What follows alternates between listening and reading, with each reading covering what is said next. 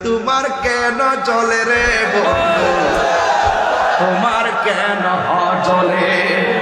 সংবিধানে রাষ্ট্র ধর্ম ইসলাম আছে বলে তোমার কেন চলে রে বন্ধু, তোমার কেন চলে? ইসলাম হলো শান্তির ধর্ম, আছে সুবিচার, অন্য ধর্মের প্রতি কবু করে না অবিচার।